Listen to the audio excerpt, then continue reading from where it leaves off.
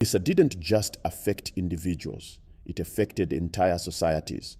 Modern psychology recognizes intergenerational trauma, how trauma experienced by one generation affects subsequent generations through parenting practices, community structures, and even genetic changes. African societies experienced trauma on a scale almost impossible to comprehend, and that trauma didn't end when the slave trade stopped.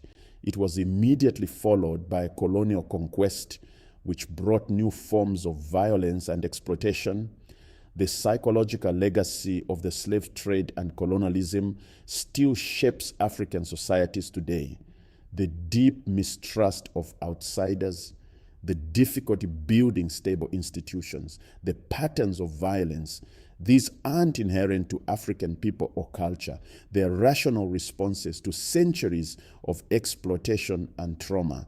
To justify the slave trade, European intellectuals created elaborate theories of racial hierarchy. They claimed Africans were naturally inferior, closer to animals than Europeans, incapable of civilization. These weren't just fringe ideas. They were taught in universities, published in scientific journals, used to justify slavery and later colonialism. Pseudoscientists measured scar sizes and claimed this proved European superiority.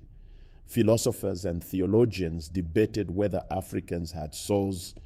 Biologists created racial classification systems with Europeans at the top and Africans at the bottom. These racist ideas poisoned Western thought for centuries. They inspired Nazi genocide. They justified apartheid. They underlie persistent racial discrimination worldwide. The Atlantic slave trade didn't just exploit African bodies. It created an ideology of racism that still damages societies today. The Atlantic slave trade officially ended in the 1860s. Immediately, and not coincidentally, European colonialism in Africa began. The Berlin Conference of 1884 to 1885 saw European powers divide Africa among themselves. Within 30 years, almost the entire continent was under European control. This wasn't random timing. The same infrastructure built for the slave trade, coastal forts, trade networks, alliances with some African rulers against others was repurposed for colonial conquest. The same racist ideologies that justified slavery now justified colonialism. Europeans claimed they were civilizing Africa, bringing Christianity, education, and modern governance to supposedly backward people. But colonialism was just another form of exploitation. Europeans extracted Africa's resources, gold, diamonds, copper, rubber, palm oil, using forced labor that was slavery in all but name. Colonial rule lasted until the 1960s in most African countries, meaning that from the mid-1400s to the 1960s, over 500 years, Africa experienced continuous exploitation. First the slave trade, then colonialism. When African nations finally gained independence, they inherited borders drawn by colonial powers, economies structured to export raw materials, and institutions designed for extraction rather than development. To understand modern Africa's challenges, you must understand this history. Why do so many African nations struggle with weak institutions? Because centuries of slave raiding destroyed trust and prevented institutional development, followed by colonial rule that deliberately prevented Africans from gaining governance experience. Economic underdevelopment because the Atlantic slave trade extracted the most productive members of society for centuries, followed by colonial exploitation of resources. Political instability because the slave trade fragmented African political structures, and colonial powers drew borders that grouped hostile communities together or split ethnic groups apart.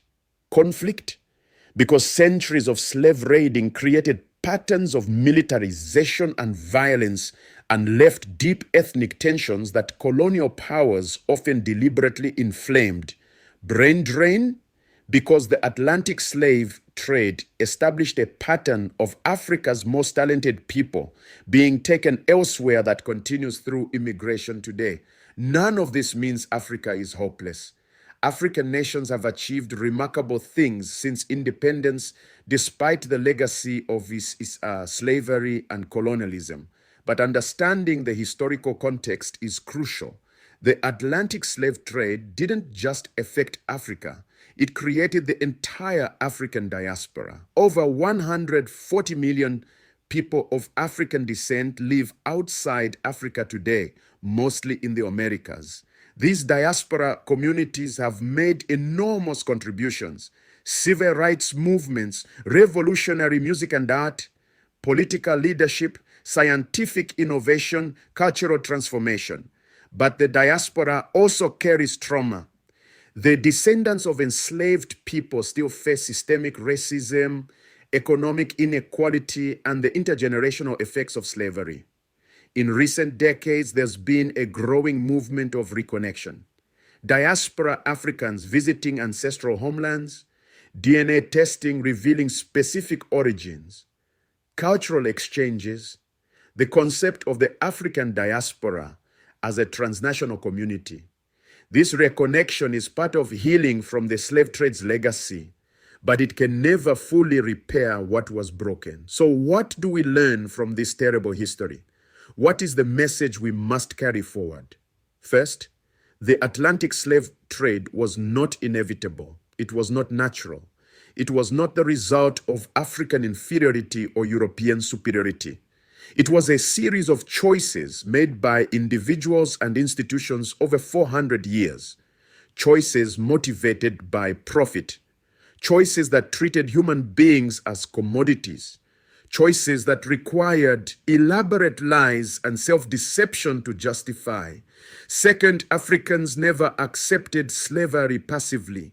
This is crucial to remember. Every step of the way, from initial capture through the Middle Passage to plantation labor, Africans resisted. They fought back during raids. They rebelled on ships. They escaped from plantations. They preserved their cultures and passed them down through generations.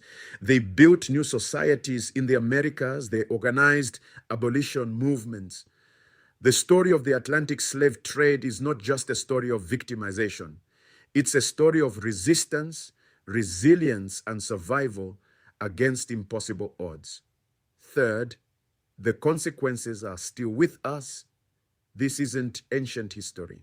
The Atlantic slave trade ended just over 150 years ago. That's 2 or 3 human lifetimes. The racial ideologies created to justify slavery still poison societies. The economic patterns established by slavery still shape global inequality. The trauma experienced by enslaved people still affects their descendants. The demographic catastrophe in Africa still impacts development. Understanding this history is not about assigning blame or creating guilt.